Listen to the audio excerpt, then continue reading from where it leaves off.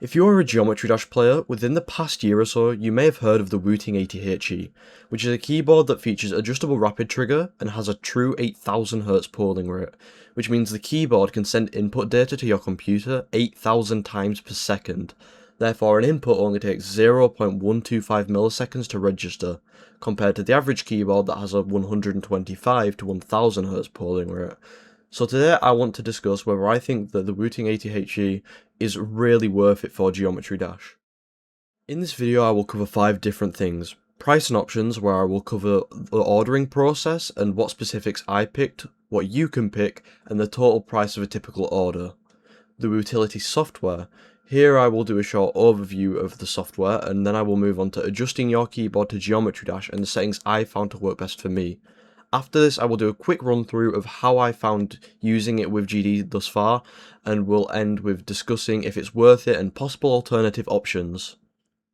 When ordering the keyboard, you have the option to pick between keyboard layouts and languages. There is a decent amount of options, and the most common layouts are available. For example, ANSI, which consists of the American layout, ISO, which consists of United Kingdom, German, Nordic, French and Spanish layouts, and finally JIS, which consists of only the Japanese layout.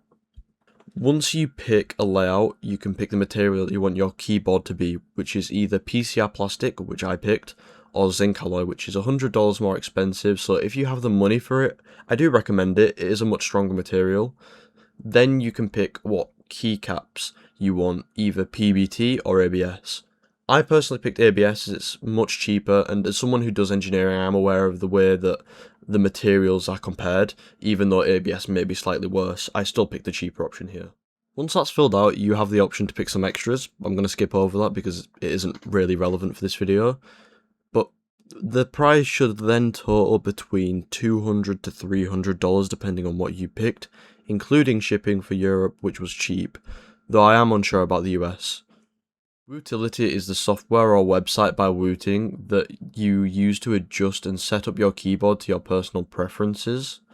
Once you have plugged your keyboard in, it will automatically be detected and you will have 2 profiles already set up by default: rapid trigger and typing profile. In Wootility you can create profiles to set up LED backlights or individual key settings or multiple key settings. And in Wootility, besides setting up rapid trigger, you can also do controller mapping, like right here, gamepad. You can set up advanced keys here, so here are the options, and even remap the keyboard itself, but today we won't be focusing on that aspect. Setting up profiles is simple, and I'm going to show you how to set up a Geometry Dash profile for the keyboard. So here, you want to click My Profiles, and then you want to click New Profiles up here.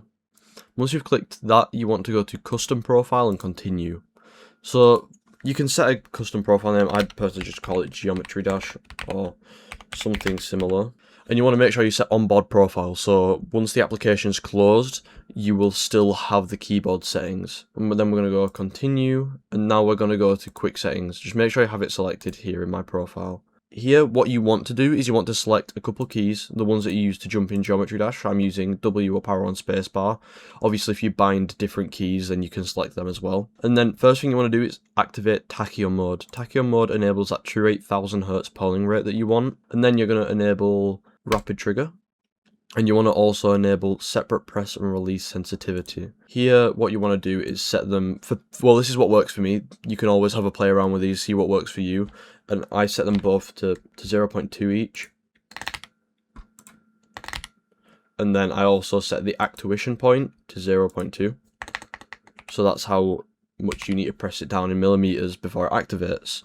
And then this is how far you have to press it down for the key to activate as well, and how much you have to release for it to activate, or to deactivate, sorry. Yeah, this is all you really need. I mean, the keyboard will be set to 70% brightness, but you will still be getting your best RGB settings. Like here, you can't get above that in Tachyon mode. So that is the keyboard setup, and you're ready to go test it in Geometry Dash.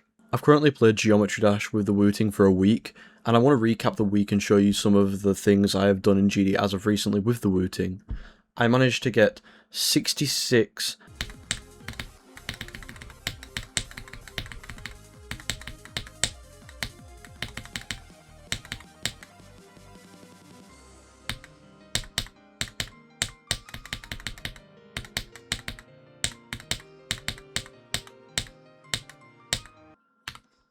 No! What the? and 42 to 100 on Bloodlust.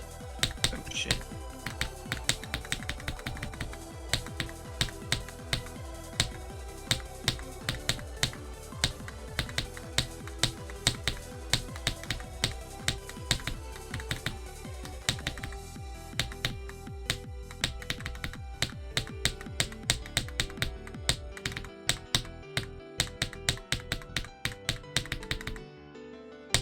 Holy shit.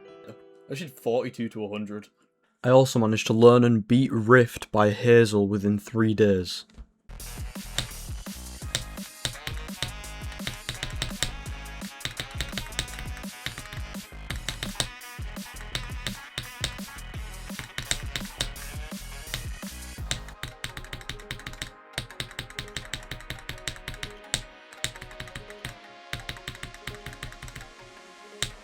Finally. Yeah! Finally, bro. W Carbon. Okay, and these are only some of the things I've done in the past 7 days. So, is it worth it? Is this keyboard a good financial decision?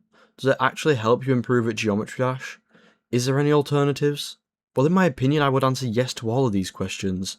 If you're able to afford the Wooting80HE, I would 100% recommend it. Not only for Geometry Dash, but for everything else too.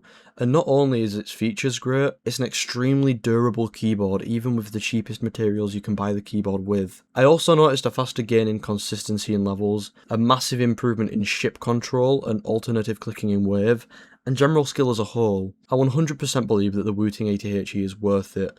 And as for cheaper alternative options, I would recommend the Wooting Uwu, which is like a SEO device version of the Wooting80HE or other Wooting keyboards. Overall, I would say that the keyboard and the Uwu are much better than SEO devices, as the SEO device is much lower quality material, the settings for the software are just confusing and they don't always save. I ended up going through literally 3 SEO devices. They all ended up breaking, either double clicking, void clicking, or having release delay and click delay issues, and I could not play. And from what I have seen and what I've heard, the keyboard doesn't end up having really any issues, so it's already winning compared to the SEO device. Thank you for watching this video. If it helped you, be sure to leave a like. Also, I do stream on YouTube, often doing my Bloodlust sessions, especially as of recently, so it would mean a lot if you came to check them out. Thank you for watching, I hope this helped, and I will see you all later. Goodbye.